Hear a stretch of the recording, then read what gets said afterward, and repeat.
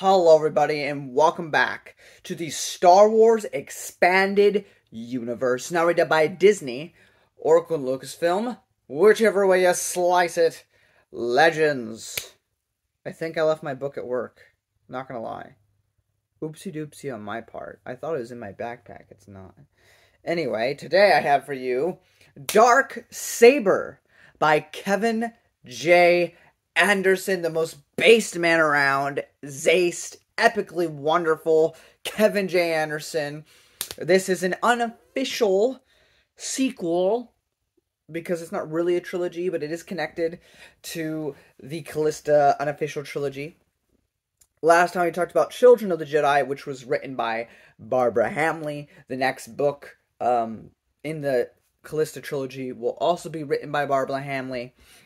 And that one is not great, but today we're talking about the middle one in this section, which is not only a sequel to Children of Jedi, but also kind of a sequel to the Jedi Academy trilogy and to the Thrawn trilogy. It's a lot of things, and it's great, and it's glorious, and it is Darksaber. So, Luke is now dating Callista, which, whatever, they're together. She is struggling, Callista, with the fact that she cannot use the Force. She has no access to the Force. Think of Ulic Qel-Droma from Tales of the Jedi. She cannot use the Force, but she's, she wants to be with Luke, so she's with Luke at the Academy as he tries to be a Jedi Master teacher. But she keeps, feeling bad because she keeps seeing Luke and all of his students do all these wonderful things that she used to be able to do, but she's no longer able to do it, except for if she taps into the dark side. If she taps into the dark side, she can still use the Force. But as to the light side of the Force, she seems to be cast aside from it. She's unable to use it. So that's the struggle of this book. And for part of the book, Luke and Callista go on a journey, going to kind of fan-fiction-y, but I don't care because it's so much fun, going to several different places that we saw throughout the movies to try to help her regain her stuff, whether that be Dagobah or Hoth or other places, all to try to recapture the Force within her. Whether that works out or not, read the book to find out. Meanwhile, we also have several other plot points going on. We have Admiral Dala from Jedi Academy trying to regain her once position by unifying the Empire to make a gigantic grand stand against the New Republic and the New Jedi Order. Now, who is a person heavily featured in this book that we always love to see because he's the best boy? Well, we get to see Gilead Pellaeon. Pellaeon makes a return in this book. I don't think we'll see him again until Hand of Thrawn, but this is one of the few times outside of New Jedi Order and Legacy of the Force where we get to see Pellaeon not written by Timothy Zahn. And he's still great. If there's one thing that can be said throughout the entire expanding universe, one thing that has remained consistently true, no matter what era you're reading, Pellaeon is never written poorly. Even if it's Kevin J. Anderson, which I know people love to bash on him for his writing, but even he cannot screw up Gilead Pellaeon. Karen Traviss didn't, Kevin J. Anderson didn't, and I think those are the only two who really wrote with him. But, and then whoever wrote the books where he's in New Jedi Order, which I think was Sean Williams, and I think so, because I think that was in the Force Heretic trilogy. It might have been earlier. Regardless, in New Jedi Order, which was not written by Timothy Zahn, Pellaeon's also in there, and he's fantastic. So, that's happening as well. I'm trying to see, what else am I necessarily missing? Not too much. We also get to see the Jedi Academy students yet again. We get to see Kip and Dorsk 81 and the Doth Mary Lady and Cam Solasar and many other characters returning in this story. It's a lot of fun. And it is true, Admiral Dala loses. as she always does. But what I like is her humility. You know, she will rise up against all odds, have a freaking mafia moment where she just owns the room and has the coolest moment. One of the coolest moments in all of Star Wars to me, which is probably going to be cringe to some people who hate Dala, but it was a really cool moment in this book that I can't spoil for you, but that was base. That was epic. That was super cool. But, you know, everything may come crashing down, but she'll own up to it, you know? She'll own up to it, and she will admit her wrongs, and if she thinks somebody else deserves a position more than her, she will grant it. And I think that's awesome about her. I love that about Dala. Which is weird that she never really became an kind of like anti-hero. Because it seemed like that'd be something good for her character to do. But they kind of just kept her a villain, which I always thought was interesting. Yeah, I'm trying to talk about without spoilers. You have the stuff with Callista and Luke. You have the stuff... Han and Leia are kind of just there. This is not really their story at all. So if you're expecting a lot of great Han and Leia moments, you're not going to really get that here. But Mara Jade, I think, also shows up again for a little bit. But yeah. Sorry, I'm being really vague on stuff that's going on because I'm trying not to spoil too much. Another cool thing, this truly feels like a movie because it even begins with the title crawl. Like the first page is just like bum bada bum bada bum bum bum bum. It's like you could just imagine it, title crawl. But yeah, this is a sequel to a lot of things. This is kind of the New Jedi Order before New Jedi Order because it connects so freaking much. You know, for whether it be the Children of the Jedi, whether it be the Jedi Academy trilogy, whether it be the Thrawn trilogy, so, you know, Dark Empire, so many things are referenced here and connected, and it's great. It's really fantastic. And we get our first movie character death in this book. I won't spoil it for you, but there is a movie character death in here. The most important thing I probably forgot to mention is the title of the book, Darksaber. So let me just mention that real quick. Durga the Hutt, which you will remember if you've read the Han Solo trilogy by A.C. Crispin. He, after those events, went on to work for Prince Xizor. Prince Xizor is, of course, dead now. And so Durga the Hutt is trying to rise up to the top by using what's left of, like, a super weapon. It's not a Death Star. It's not as powerful as a Death Star, but it's basically like that kind of laser. Not as powerful, but still a fairly dangerous device hooked up to a ship, basically. It's basically all it is. But, you know, he's trying to rip up power, so we gotta stop Durga the Hutt. But then, of course, you also have Dala and everything. If there's one thing that you could really critique about Kevin J. Anderson besides the simple writing, I guess it's the thousands of things he puts into a single story. But at the same time, this book went by so freaking fast. It was great. You know, so, and that's probably because of the amount of things going on, but I mean, I was able to understand everything that was going on. I wasn't lost.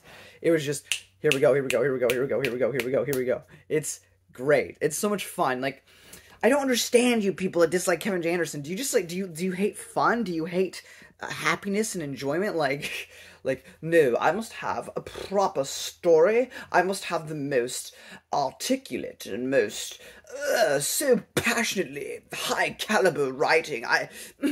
Pish-posh. I have to eat in $50 restaurants. I cannot eat anything less than perfection.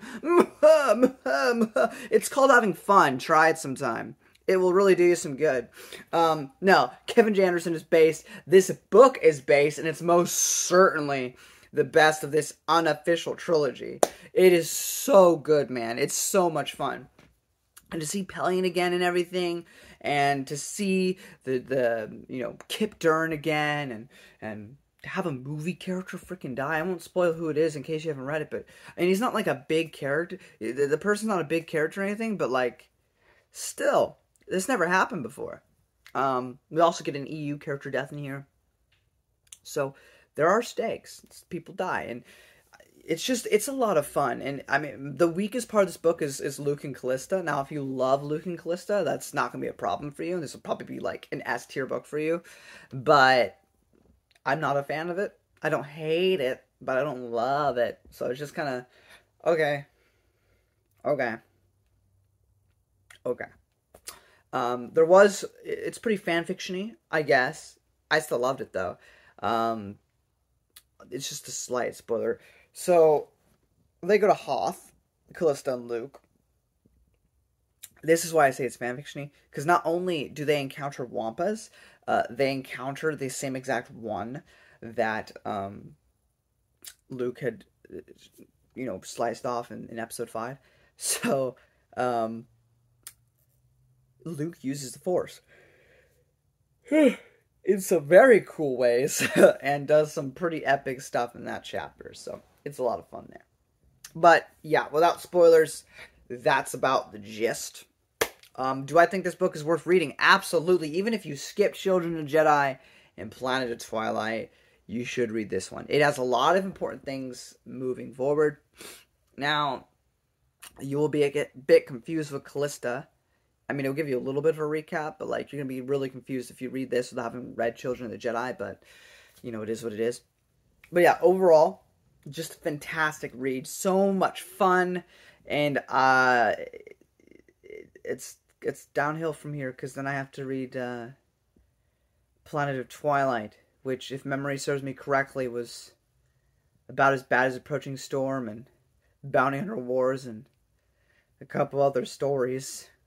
But we'll see if I feel the same after reading it this time, after I've read such drivel. I'm not going to bash it again. I've done it enough times, but you know what I'm talking about. You know exactly what I'm talking about. It's my new standard of bad.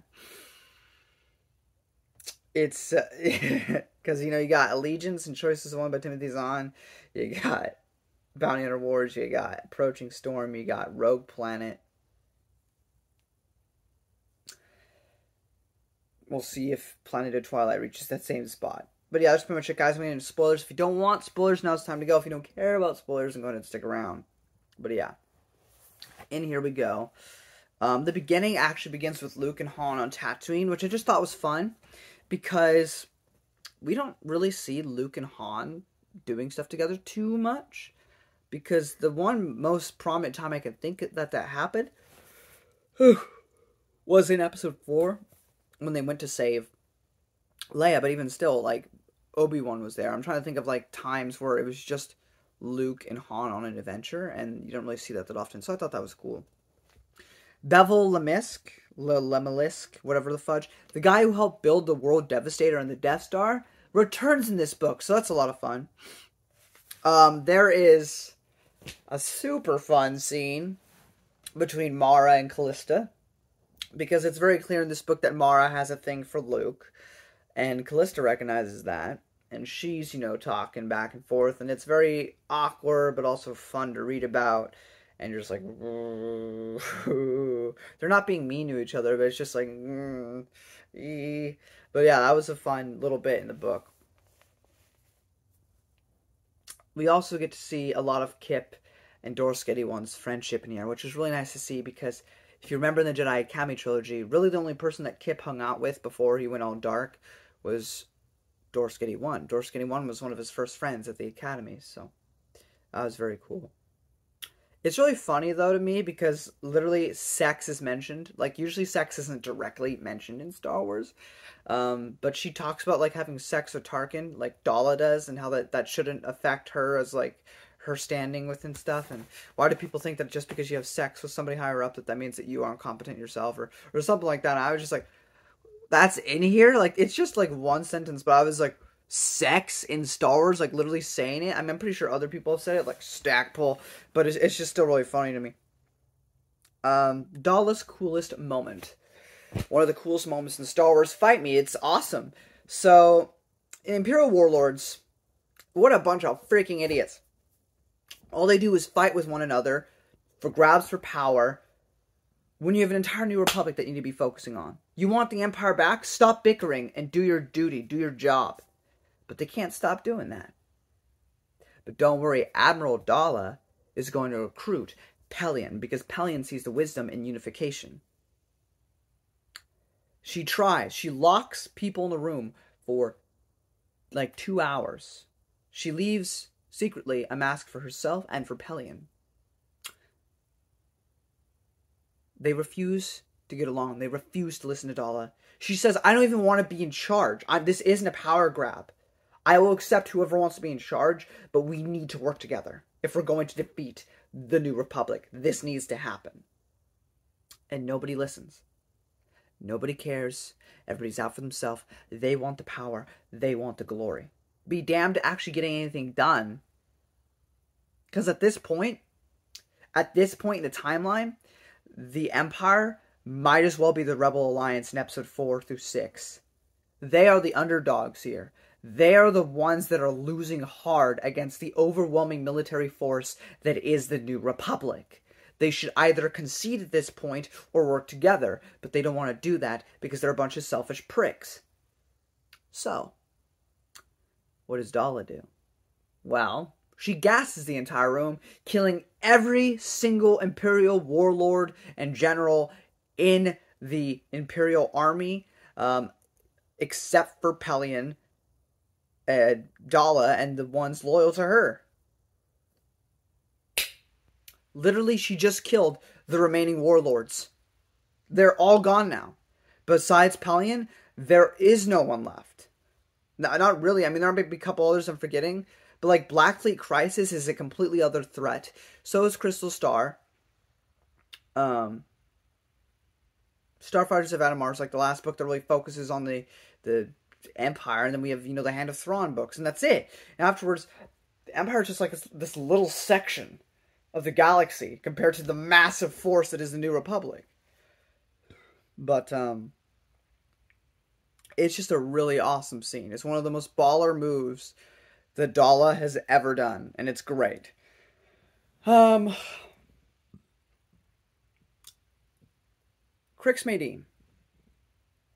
The thing about Crix Maydeen is that he was meant to be the replacement scene in case the Akbar, effects weren't working properly. So they filmed additional scenes with this guy named Crix Maydeen. So that way they'd have the same similar scenes if Akbar didn't work out. But of course it did, so most of those scenes are deleted scenes now.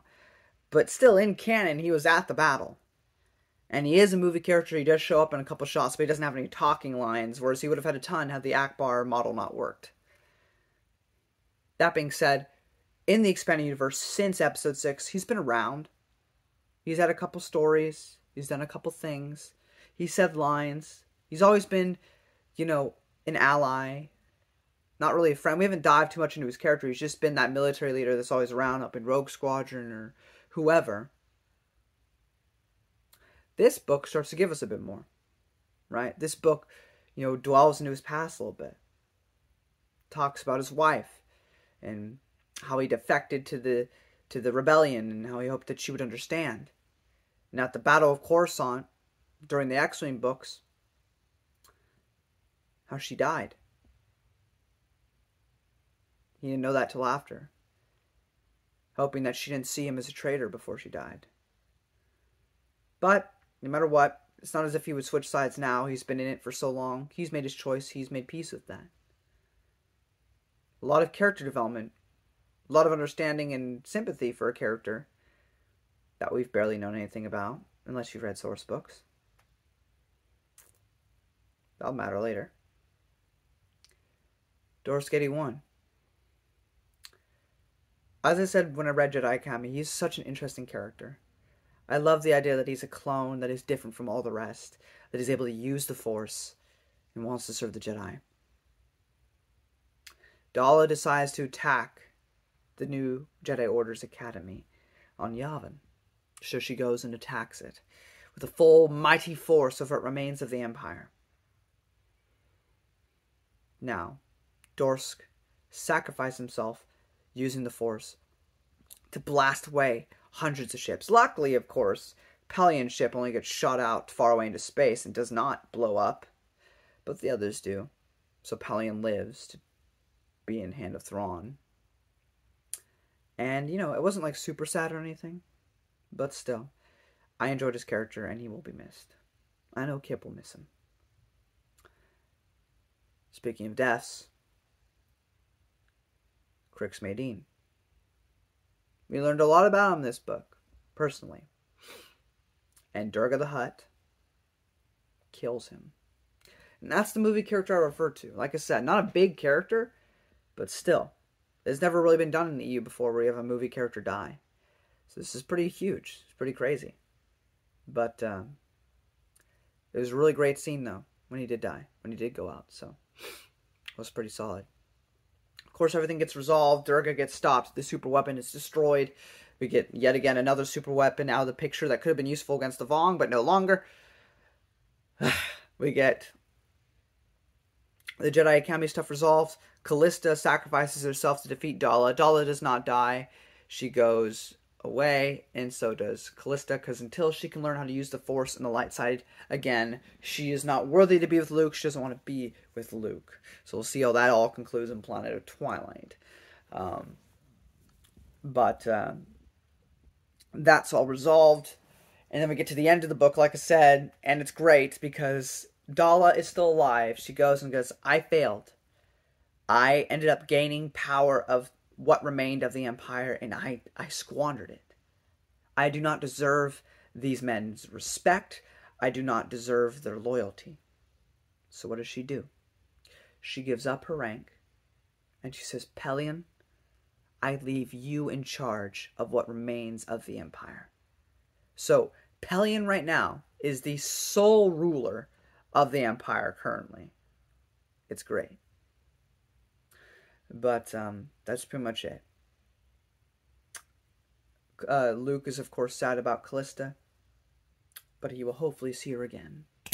And that is where our story ends. What a phenomenal freaking book. So much fun, so much goodness in there. And again, Kevin Janderson is just the most based man around, but it's most definitely a story worth your time. So definitely check this one out. Until next time, guys, I will see you as we talk about another video game, a comic, and a short story. Till then, guys, may the Force be with you.